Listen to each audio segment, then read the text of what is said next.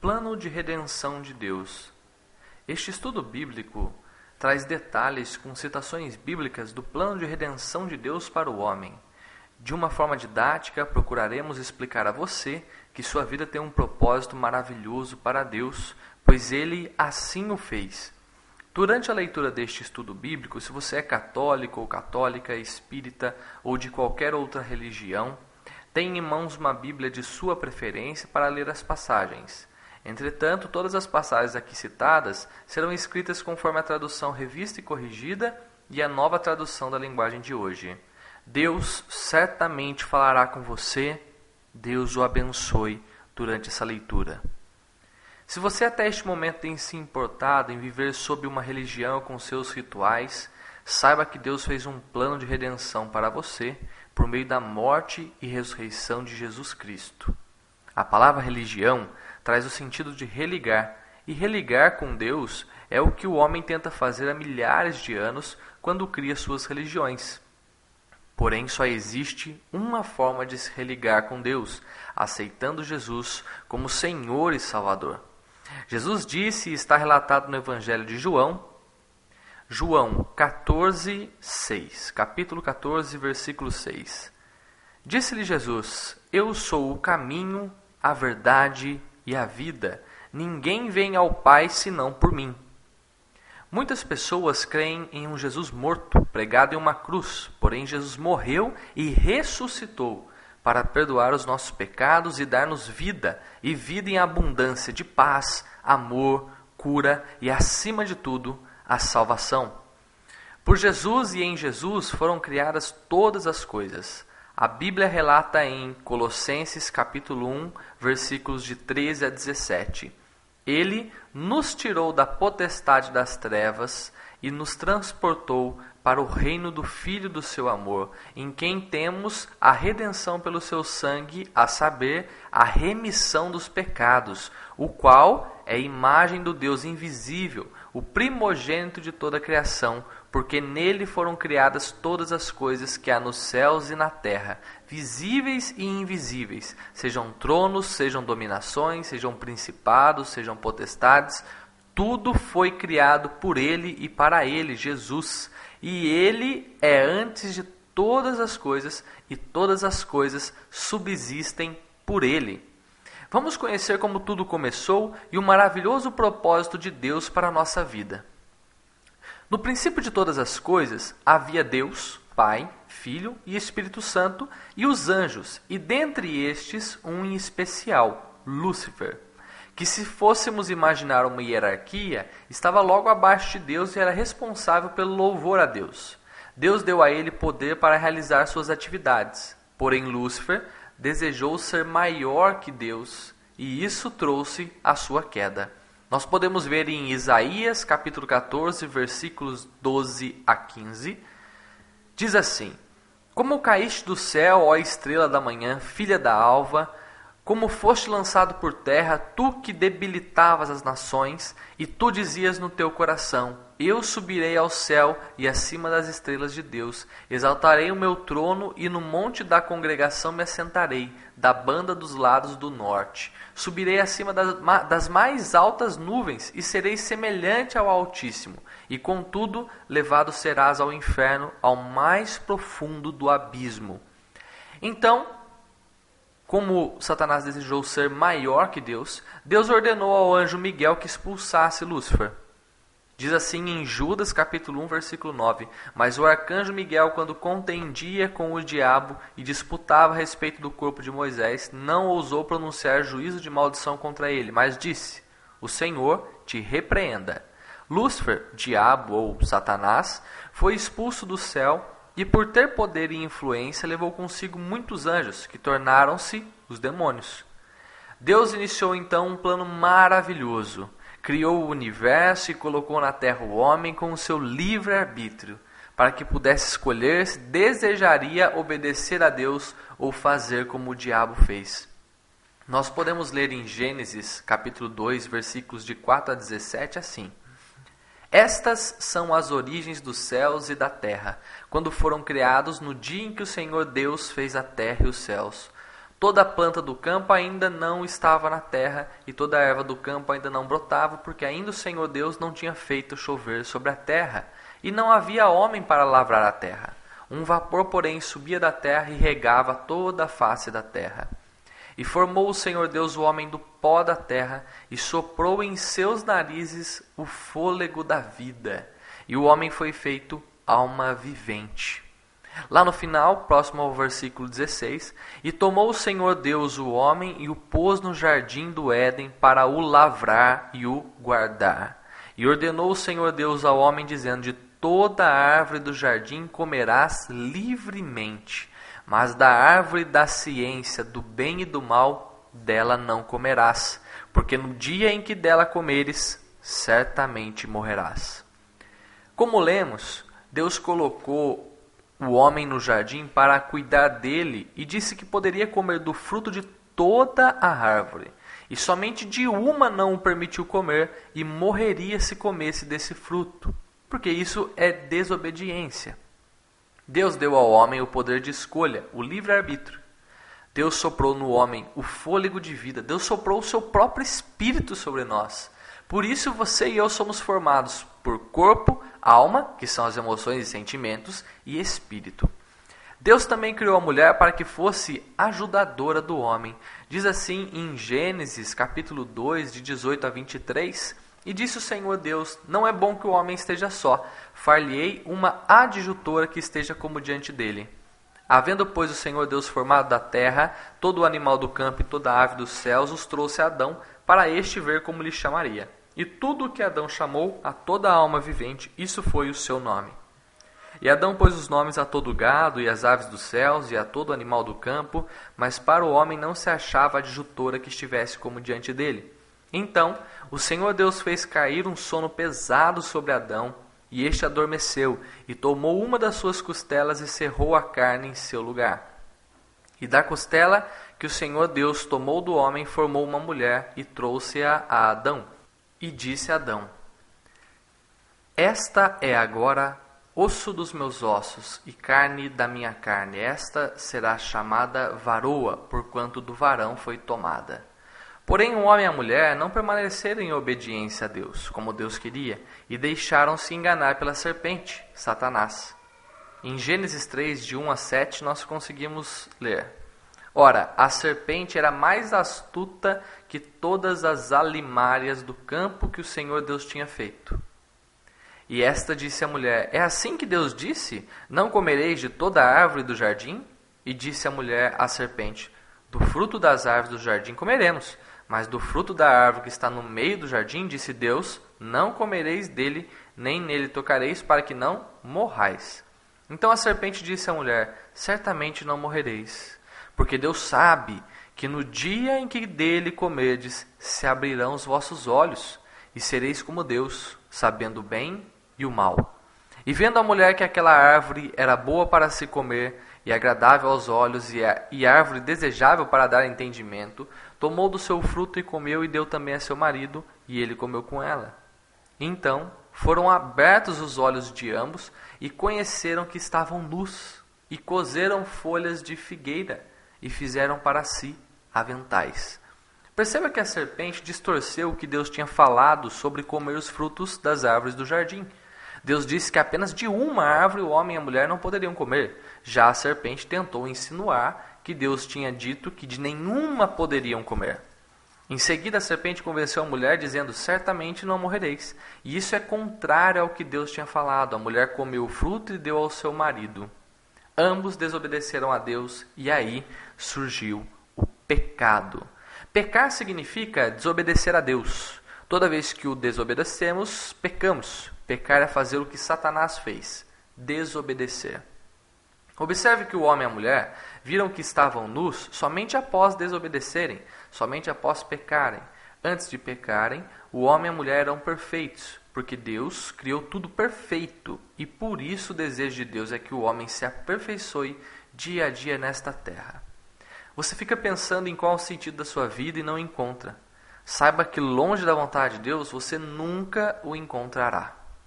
Mesmo com o pecado do homem, Deus, que criou todas as coisas e detém toda a sabedoria e todo o poder e conhece tudo, colocou em prática mais uma parte de seu plano de redenção. Lembra o que lemos em Colossenses, capítulo 1, de 13 a 17? Que Jesus já estava com Deus na criação? Em João, capítulo 1, de 1 a 5, nós lemos: no princípio era o Verbo, e o Verbo estava com Deus, e o Verbo era Deus. Ele estava no princípio com Deus, todas as coisas foram feitas por Ele, e sem Ele nada do que foi feito se fez. Nele estava a vida, e a vida era a luz dos homens, e a luz resplandece nas trevas, e as trevas não a compreenderam. Jesus é o Verbo que se fez carne por amor a mim e a você. O pecado entrou no mundo por meio de um homem, Adão, e assim todos pecaram.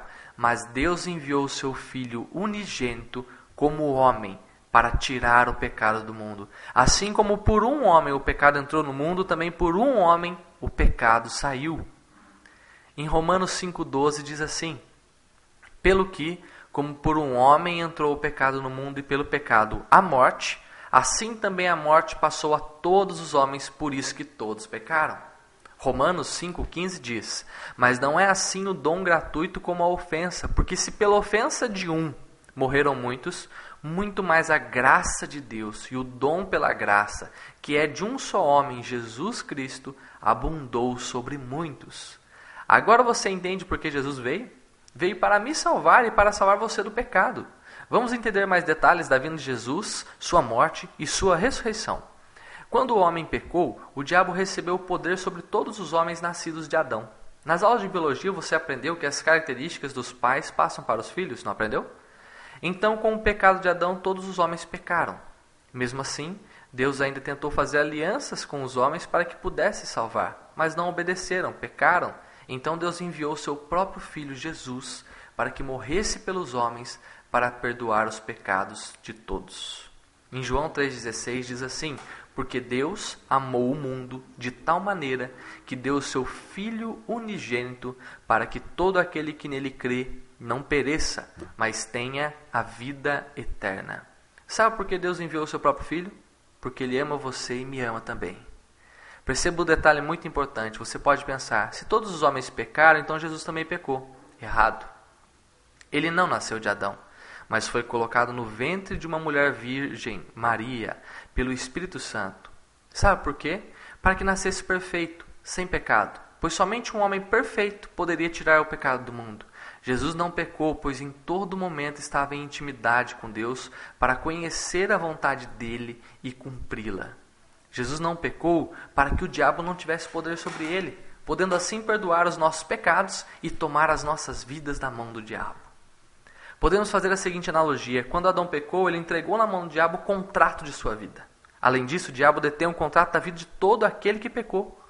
Porém, quando veio Jesus, um homem sem pecado, nascido de uma virgem, a morte não poderia chegar a ele, porque a morte só pode chegar àquele que tem pecado. Quando ele morreu, pagou a dívida que todos os homens tinham e teriam com o diabo por causa do pecado. Sendo assim, ele tomou das mãos do diabo todos os contratos das vidas de todos os homens e assinou com o seu próprio sangue derramado na cruz. O que todo homem pode escolher é se deseja ou não assinar esse contrato da vida eterna com Jesus, aceitando-o como Senhor e Salvador de sua vida. Aquele que escolher aceitar e assinar esse contrato com Jesus da vida eterna, esse será salvo. Aquele que negar a Jesus, não crer nele, esse já está condenado. Em 2 Coríntios 5,21 nós lemos: aquele que não conheceu o pecado, ele o fez pecado por nós, para que nele fôssemos feitos justiça de Deus. Você pode imaginar que Jesus veio do nada, mas muitas profecias foram feitas muitos anos antes sobre a vinda dele, quando Deus inspirou os profetas e outros homens de Deus para falarem sobre a vinda do Messias, Jesus. Quando falo muitos anos antes, falo em mais de 700 anos antes da vinda de Jesus. Leia algumas profecias sobre a vinda de Jesus. Observe os detalhes que Deus preparou por amor a você e a mim para nos redimir de nossos pecados. Isaías 7,14. A profecia de que Jesus nasceria de uma virgem. Portanto, o mesmo Senhor vos dará um sinal. Eis que uma virgem conceberá e dará à luz um filho, e será o seu nome Emanuel. Em Mateus capítulo 1, versículo 18 até o versículo 21, houve o cumprimento dessa profecia sobre o nascimento de Jesus. Diz assim: Ora, o nascimento de Jesus Cristo foi assim. Estando Maria, sua mãe, desposada com José, antes de se ajuntarem, achou-se ter concebido do Espírito Santo. Então José, seu marido, como era justo e a não queria infamar, intentou deixá-la secretamente. E projetando ele isso, eis que, em sonho, lhe apareceu um anjo do Senhor, dizendo: José, filho de Davi, não temas receber a Maria, tua mulher, porque o que nela está gerado é do Espírito Santo. E ela dará à luz um filho, e lhe porás o nome de Jesus, porque ele salvará o seu povo dos seus pecados. Conheça mais uma profecia. Isaías 53, versículo 6 até o versículo 9. Profecia dizendo que Jesus ficaria mudo perante aqueles que o zombavam e o acusavam e batiam nele. Todos nós andamos desgarrados como ovelhas, cada um se desviava pelo seu caminho, mas o Senhor fez cair sobre ele a iniquidade de nós todos. Ele foi oprimido, mas não abriu a boca, como um cordeiro, foi levado ao matadouro, e como a ovelha muda perante os seus tosqueadores, ele não abriu a boca. Da opressão e do juízo foi tirado, e quem contará o tempo da sua vida? Porquanto foi cortado da terra dos viventes, e pela transgressão do meu povo foi ele atingido. E puseram a sua sepultura com os ímpios e com o rico na sua morte, porquanto nunca fez injustiça, nem houve engano na sua boca. E assim foi. Leia a passagem abaixo e observe que isso se cumpriu. Mateus 27, 14. Disse-lhe então Pilatos: Não ouves quanto testificam contra ti? E nenhuma palavra lhe respondeu, de sorte que o governador estava muito maravilhado. Jesus ficou mudo. Jesus morreu por você e por mim calado. Ele não reclamou por ter que morrer por nós, porque Ele nos ama e deu a sua vida por nós, para perdoar os nossos pecados. Ele escolheu morrer. E a sua ressurreição nos traz nova vida, se o aceitarmos como Senhor e Salvador. Observe outra profecia que se cumpriu. A profecia que dizia que os soldados repartiriam as vestes de Jesus na crucificação. Olha quanto detalhe. Salmos 22, versículo 18. Repartem entre si as minhas vestes e lançam sortes sobre a minha túnica. E o cumprimento dessa profecia aconteceu em Mateus 27, 35. E havendo-o crucificado, repartiram as suas vestes, lançando sortes, para que se cumprisse o que foi dito pelo profeta. Repartiram entre si as minhas vestes e sobre a minha túnica lançaram sortes. Só que o que você pode não saber é que Jesus não foi forçado a ser crucificado. Durante sua vida, Deus mostrou a ele o que deveria passar para perdoar os nossos pecados. E mesmo assim, Jesus se entregou por amor a nós. Quando os soldados foram prendê-lo no Getsemane, ele não tentou sair correndo, mas ele já sabia o que aconteceria. Imagine toda a dor que ele sentiu. Ele veio como homem, como você e eu somos, e sofreu tudo por nós. Todos os nossos pecados caíram sobre ele. Ele foi batido, cuspido, pregado e crucificado, para que você e eu tivéssemos vida. Ele se entregou e venceu a morte, ressuscitando para que todo aquele que nele crê não morra, mas tenha a vida eterna, a salvação. Efésios 5:2 diz assim: E andai em amor, como também Cristo vos amou e se entregou a si mesmo por nós, em oferta e sacrifício a Deus em cheiro suave. Ele se entregou por nós. Lembra-se que lemos em Gênesis que Deus soprou sobre o homem o seu espírito quando o criou? Jesus trouxe para dar a você e a mim gratuitamente a vida eterna. Quando o seu corpo morrer, o seu espírito terá a vida eterna, se você crer e entregar a sua vida a Jesus. Para que sejamos salvos, devemos aceitar a Jesus e dizer publicamente que é nosso Senhor e Salvador e sermos batizados. Olha o que diz em Romanos 10, 9 e 10. A saber, se com a tua boca confessares ao Senhor Jesus e em teu coração creres que Deus o ressuscitou dos mortos, serás salvo. Visto que com o coração se crê para a justiça e com a boca se faz confissão para a salvação. A palavra confessar no texto acima tem o sentido de dizer que Jesus é o seu Senhor e Salvador. Quando se fala em batismo, muitas pessoas pensam: eu já fui batizado quando nasci. Porém, o batismo é um ato de arrependimento e uma atitude individual, sendo que só pode ser feito quando a pessoa tem condições racionais de se arrepender. Pergunte a você mesmo agora: Eu tinha condições de me arrepender quando nasci? Logicamente não. Portanto, de nada valeu aquele batismo. Algumas religiões batizam as crianças recém-nascidas tentando dar a elas a salvação. Porém, a salvação só pode ser dada por Jesus, quando nos arrependemos de nossos pecados, cremos que Ele é nosso Senhor e Salvador e decidimos segui-lo. Jesus deu aos seus discípulos a tarefa de batizar. Em Mateus 28, 18 a 20 diz isso. E chegando-se Jesus, falou-lhes, dizendo: É-me dado todo o poder no céu e na terra. Portanto, ide, ensinai todas as nações, batizando-as em nome do Pai, e do Filho e do Espírito Santo, ensinando-as a guardar todas as coisas que eu vos tenho mandado.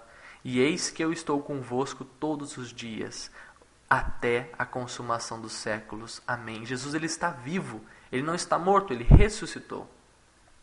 Deus deseja que todos se salvem. 1 Timóteo 2, 3 a 4. Capítulo 2, versículos de 3 a 4. Porque isto é bom e agradável diante de Deus, nosso Salvador, que quer que todos os homens se salvem e venham ao conhecimento da verdade. Deus ama a todos, Deus não faz diferença nenhuma entre pessoas. Deus ama a todos igualmente. Deus me ama da mesma forma como Ele ama você. Muitas pessoas pensam assim: eu vou para o céu porque eu faço bem para os outros. Fazer o bem às outras pessoas é um mandamento de Deus para todos. Porém, de nada adiantará você fazer o bem se não decidir aceitar a Jesus e segui-lo. Porque se não fizer isso, não poderá ter sua vida transformada por Deus. Só resta uma profecia a ser cumprida na Bíblia: a volta de Jesus para buscar todos os seus discípulos, todos aqueles que resolvem seguir a Ele. Em Mateus 16, 24 a 28 diz isso. Então disse Jesus aos seus discípulos: se alguém quiser vir após mim, renuncie-se a si mesmo, tome sobre si a sua cruz e siga-me. Porque aquele que quiser salvar a sua vida, perdê-la-á. E quem perder a sua vida por amor de mim, achá-la-á. Pois que aproveita o homem ganhar o mundo inteiro se perder a sua alma? Ou que dará o homem em recompensa da sua alma? Porque o Filho do Homem virá na glória de seu Pai com os seus anjos, e então dará a cada um segundo as suas obras. Em verdade vos digo que alguns há, dos que aqui estão, que não provarão a morte até que vejam vir o Filho do Homem no seu reino. Discípulo é todo aquele que renuncia a sua própria vida, toma a sua cruz e segue a Jesus. Renunciar à sua vida é deixar de fazer as suas próprias vontades e passar a fazer a vontade de Deus, pois Ele sabe o que é melhor para nossas vidas. Ele nos criou. E o diabo? Ele irá para o fogo eterno, como está escrito. Mateus 25, 41. Então dirá também aos que estiverem à sua esquerda: apartai-vos de mim, malditos, para o fogo eterno, preparado para o diabo e seus anjos. 2 Pedro, capítulo 2, versículo 4. Porque se Deus não perdoou aos anjos que pecaram, mas havendo-os lançado no inferno, os entregou às cadeias da escuridão, ficando reservados para o juízo. Se tudo isso parece loucura para você, digo que também parecia para mim. E a própria Bíblia diz que pareceria.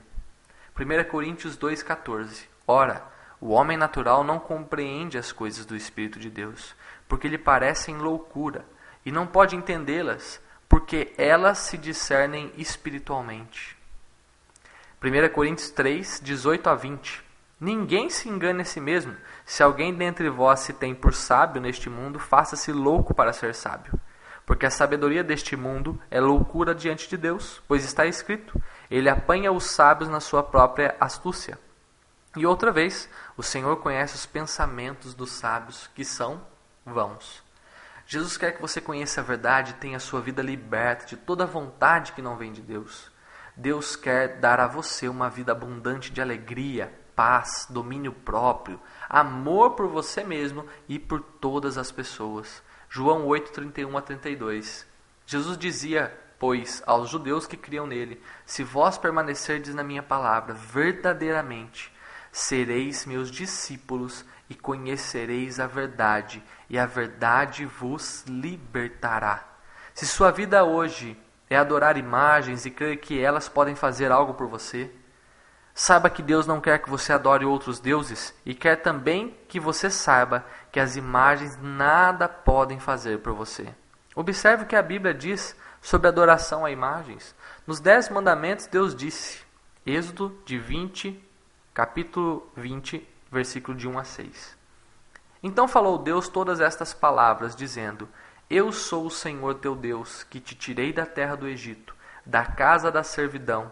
Não terás outros deuses diante de mim. Não farás para ti imagem de escultura, nem alguma semelhança do que há em cima nos céus, nem embaixo na terra, nem nas águas debaixo da terra. Não te encurvarás a elas, nem as servirás, porque eu, o Senhor teu Deus, sou Deus zeloso, que visito a maldade dos pais nos filhos até a 3ª e 4ª geração daqueles que me aborrecem, e faço misericórdia em milhares aos que me amam e guardam os meus mandamentos. Leia também o que diz Salmo 115, se você está com a Bíblia católica, o Salmo é o 113. Salmo 115, na Bíblia católica 113, versículos de 1 a 13. Não a nós, Senhor, não a nós, mas ao teu nome dá glória, por amor da tua benignidade e da tua verdade. Porque dirão as nações: onde está o seu Deus?